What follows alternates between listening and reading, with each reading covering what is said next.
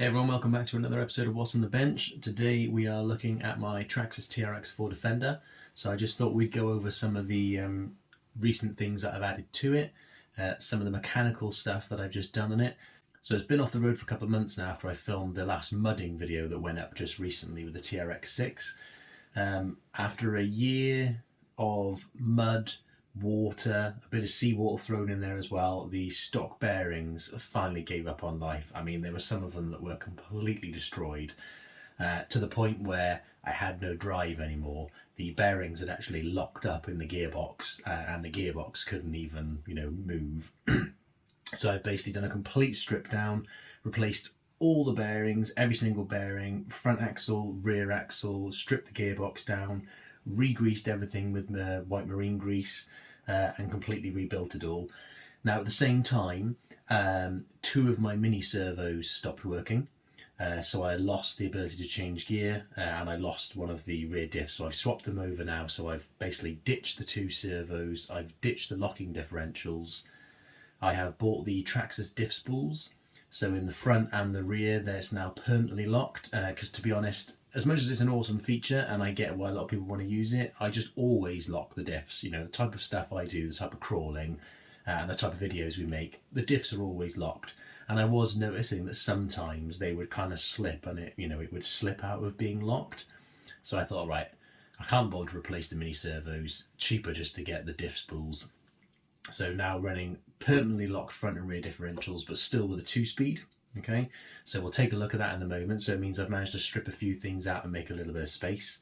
Otherwise, mechanically, it's still the same, still the stock ESC, still the stock radio. I am going to be sticking the Hobbywing Fusion Pro motor and ESC combo in here soon, which I've gone for the 2300 kV. You might have seen one of my videos recently where I put it in my FTX Outback High Rock and took it for a test run. Absolutely love it, brilliant, and I can't wait to try this thing with a 2-speed. But for the moment I just wanted to get it back on the road and just give it a test with a brush motor before we swap over in the Hobbywing combo. So let's take a little look at just some of the cosmetic things that we've added, have a quick talk about the rig itself, and then I'll show you the mechanical updates that we've done, with those servos being removed and so on.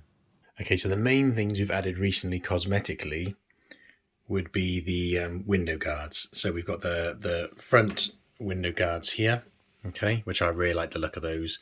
And then we've got the rear window guard here as well, same on both sides. So I picked those up from AliExpress, really happy with them, dead cheap. I think they just add a bit more character to the rig. I think it looks really cool. I love accessories and stuff, so, this thing is just turning into accessory overload, or at least that's what I want to do with it. So we've got the other side as well. And we got the rear window guards as well.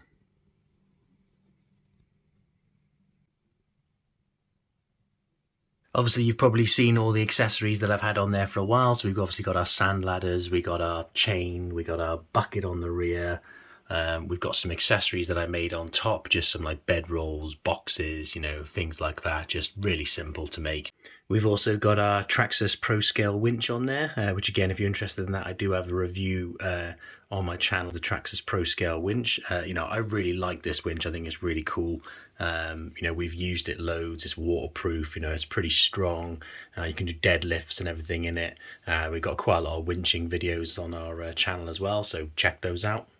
We're still running the stock wheels and tyres, which I will be changing soon, because as you can see from how flat the rears are, the foams are just completely toast. Obviously where it's got wet so many times, the foams have seen better days.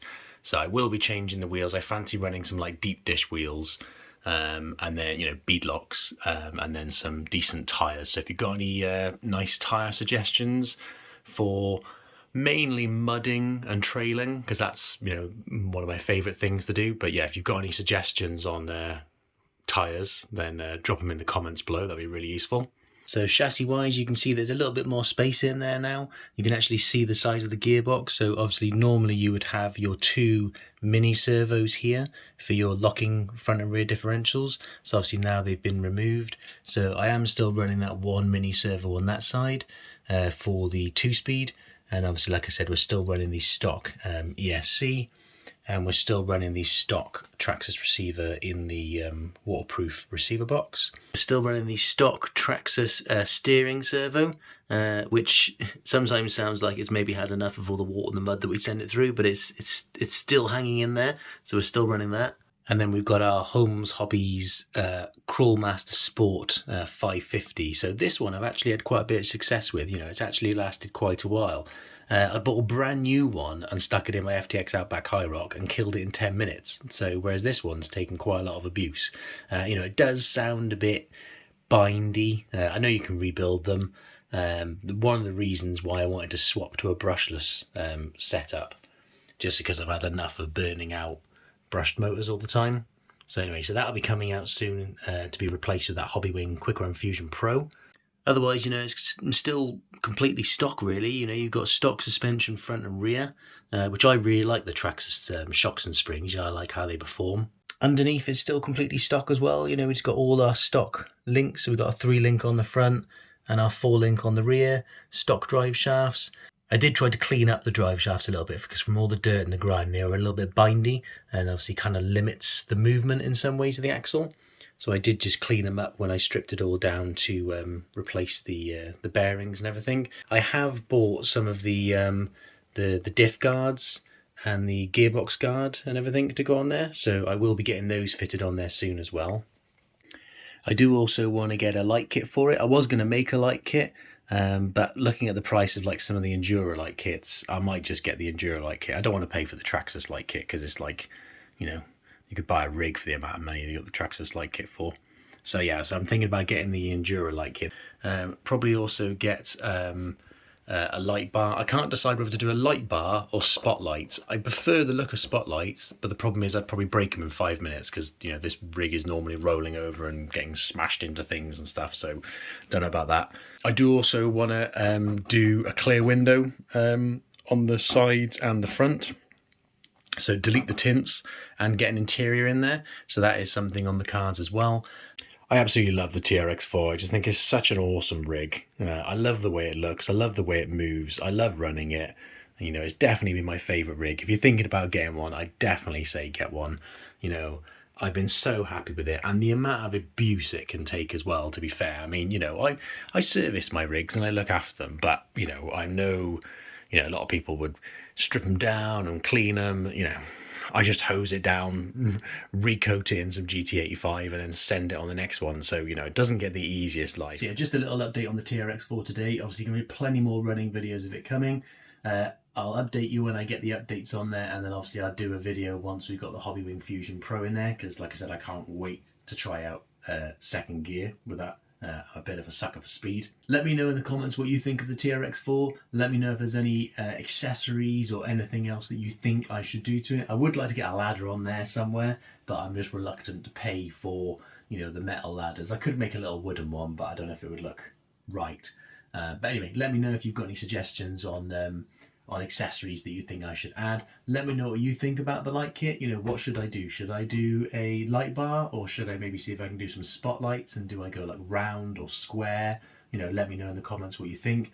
Also tires, if you've got some tire suggestions, like I said, be great if they could be good at rock crawling, but the main thing would be, you know, decent tires for trailing and mud, because that is one of my favorite things, is mudding, as you can probably tell from the channel. If you're new to the channel, check it out. Lots of mudding videos. Anyway, thanks very much for watching. Don't forget to drop us a like if you enjoyed the video. Subscribe if you're not already subscribed. And we'll see you on the next one.